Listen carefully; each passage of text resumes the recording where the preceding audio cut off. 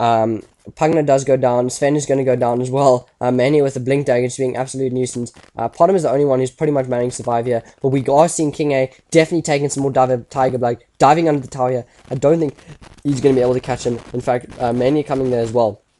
So 2 heroes here. We have 2 Charlie Sheens on this team, and both of them, actually none of them managed to work out very effectively there.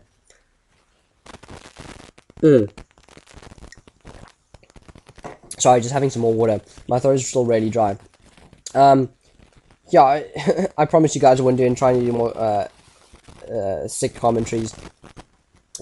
But I am still sick at the moment, but I'm not going to complain about it. I do feel that sort of detracts from commentaries anyway. But I just thought to tell you guys why I have to drink water or something like that. Wow! Epic jukes of arrows going in here. Sven's getting silenced there almost immediately by a blinking puck. So his Stormbolt was cancelled. Mania, is going to go down in this instance. But he does get swapped out by Vengeful Spirit, so the Ballonor is managed to survive. He's going to heal up with an urn, and he's going to come back in Charlie Sheen style, even though he's taken about 18 million rocks of cocaine. He's still going strong. Look at his attack speed. That is drugs for you. He's on steroids. I don't know what that guy's on, but he's definitely on steroids. Anyway, a lot of damage being laid down here by the Potom and, in fact, by the Dazzle into this early game. Dazzle also going for the Agger Stick, also just trying to be such an effective counter with this Doomringer. Doomringer now has picked up a boost of travel. That's also for more lane domination that they're looking for. A really good counter to Doomringer is to pick up the minus armor strategy, because he only has 1 armor, and if you can just take away that armor, he's got 11 armor now. So, but his base armor is only 1, and if you can just remove armor from him, he melts insanely fast. I mean, he's only got an HP pool of about 1,800 now. 27 minutes of the game on a level 16. He's not such a tanky hero, and so playing him as a tank is effective, but it does require a lot of cost or a lot of farm. And this is one of the reasons why teams were definitely never really sure of whether to play Doomringer as a tank or Doomringer as some sort of carry. The problem with playing Doomringer as a tank is that if you get him tank items, he still is relatively easy to take down, and he can't put down effective DPS. And if you get him, some sort of DPS items, the fact is he melts too quickly, so he's never able to utilize that DPS to the maximum effect. Push's ultimate did hit the Miguel there, but nothing's going to happen in that instance. So it's sort of a playoff, or sort of a way off between the two, and I'm never really sure which is best. In my instance, we do see Agastic, being finished on the Ballonor here. In my opinion, I do think a Doomringer should be played as more of the sort of tanky hero here. Simply because the reason is, he gets up farm relatively easy, but at the same time, I do think DPS, concentration, or farm should be more focused on other heroes in your team. Doomringer is just a good enough hero anyway, just with some tanky items, and with, his ultimate and a couple of his spells. He's a really good hero anyway, and you don't need to force him into the role of being a carry when actually all you need him for is his spells and his innate sort of abilities.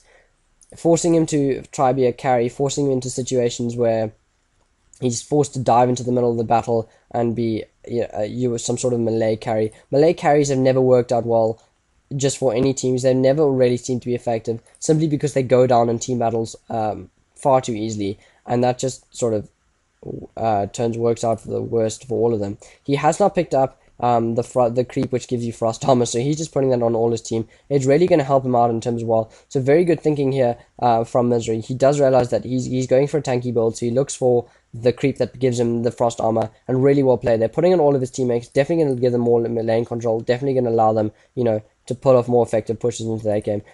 Manny popping his phase shift over there. King A just picking up another kill on Ballonor here. So Ballonor doing a significant amount of DPS. Weaver is getting caught out of position here. She does manage to use his ultimate. Is she going to get silenced here? No, Weaver is not going to manage to get silenced. Weaver has managed to finish Lincoln Sphere. It's probably actually been disabled at the moment. Lincoln Sphere is definitely going to be used to cancel silences, but I think if any of the heroes on MYM have presence of mind, you just use a target spell first and then silence it. Sven has managed to have Shadow Grave cost on him, but I think he's going to go down anyway. Yes, Shadow Grave has now worn off, so Manny's going to pick up a kill over there. Has now finished his Ginsus, and the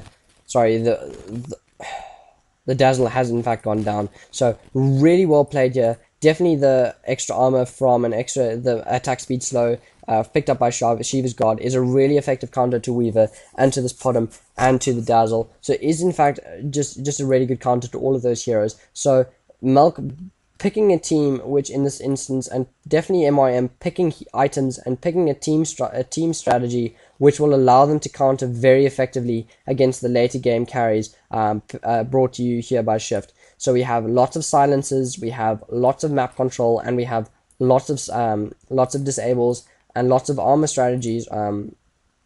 Lots of armor strategies sorry, being picked up by MYM, and all of those are just really good against against the lineup presented to you by Shift.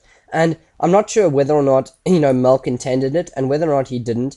The fact that MYM has been able to definitely during this game been able to reason and see how the teams are in fact working out, and see the fact the items that they need to play, the strategies they need to use in order to counter the team presented to you from by Shift. The fact that they're able to reason that and definitely are executing exceptionally well just points out to you why MYM is such a good team, and why they have been so effective, or were so effective up until like a month ago at winning games, or consistently winning games over and over again. The fact that they were unbeaten for almost 3 months is just a really good indication of how good this team is and what the possibilities are. So, tying back into what I said earlier, Push's ultimate doing what? Nothing. So, some great Pusher play over here at 32 minutes in the game. That's typical Pusher play, missing everything. Now, Pusher, to his credit, has been playing a very good AA of recent. I think he's found a hero that works towards him. He's been landing all his ulties to superb effect. So there's some Pusher love for you. He's doing actually a really good job in this game. Pusher going for the 4-star. He's probably also was just picking up a chainmail for extra armor. Also more armor strategies, extra armor, bonus armors. Dust has been picked up here. Vengeful Spirit picking up the Vlads for the Vlads and then Django. I love the Django. I already told you guys in another commentary why they love the Django. But definitely the Vlads giving you the extra armor, AoE team armor.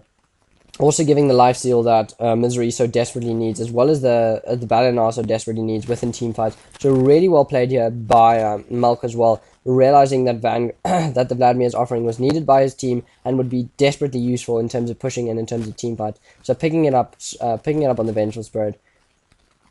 Not the best item for Vengeful Spirit himself, but definitely a very good team item. And of course, you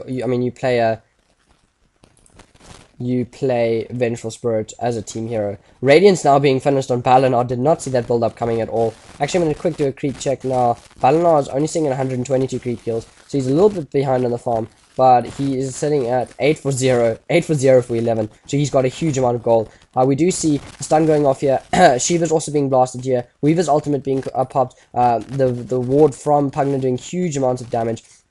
King A just roaming just being such a baller now. So King A playing the Balinar with just such a high DPS at the moment, and with Radiance, he's pretty much unstoppable. He's also got a Vlads on his team to help him out. Pugna is definitely going to go down now in this instance. Puck costing ultimate, slow going off here against the Dazzle. Dazzle's also going to go down now. GG's probably going to be caught. Oh, King A was thinking about diving into the tower now.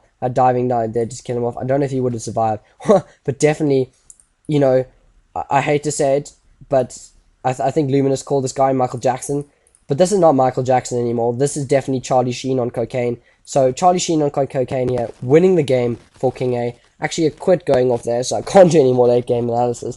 But yeah, so King A, or aka Charlie Sheen now on the Balinar, winning the game there for MYM. MYM definitely pulling off a much better strategy here, as we used to see. It was much more orientated towards counter picking, much more orientated towards mid-game dominance, the mid-game dominance of Doomringer and your Balinar as the two carries there, and also just generally orientated towards pushing and towards holding down the other team rather than trying to farm up carries there. MYM, for all of their strength, I don't think they have some of the best carries in the game, or carry players in the game. I don't think they have the best farmers in the game, but to all credit to them, still must go to the fact that I think as a team, they're definitely one of the most effective teams at pulling off strategies. They're definitely the team which is the make your mistake team. If you make a mistake against MYM, they will punish you. In the recent games, they haven't been doing this, but in this game specifically, we did see MYM, utilizing that. Soon as, Scourge try to push the mid tower, they send one hero down to the bottom tower to push it, and then keep in the mid lane, and able to successfully defend their mid tower, 4-on-5, but still successfully able to defend their mid tower.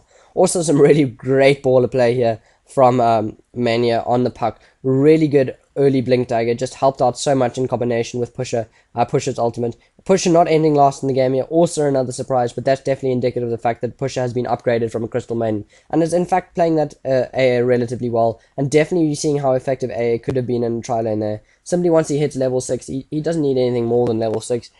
Once he hits level 6, his ultimate is still super effective, it's still really good, and that's pretty much all you need. And so Pusher played really well in this game, so shout out to him, very well done. Shout out also, if at the moment, if I can do this, to Kingsley. Clockwork in a try-in is flipping insane, and you should really try it. Now, I had an argument about, the way, I had an argument with one of my friends the other day about how Clockwork is played, and, whether or not he can be played in a tri-lane, because I didn't think Clockwork solo was the most effective way, or the most effective utilization of your solo lane. Giving it to a Clockwork, not so sure was the best idea. But we had an argument about that, and I just like to use a public forum to ridicule him. I mean, why else do we have it, right? But yeah, so just really good game here from MYM. Nice to see them back into their usual strategy. Nice to see Milk drafting again for MYM. And yeah, on that note, I'd like to say cheers, Oaks. Hope you guys enjoyed it. And yeah, hope you guys will stick around for the next one. Cheers. Pugner does go down. Sven is going to go down as well. Manny with the blink dagger just being absolute nuisance. Potom is the only one who's pretty much managed to survive here. But we are seeing King A definitely taking some more Tiger Blood, diving under the tower here. I don't think he's going to be able to catch him. In fact, Manny coming there as well. So 2 heroes here. We have 2 Charlie Sheens on this team, and both of them, actually none of them managed to work out very effectively there.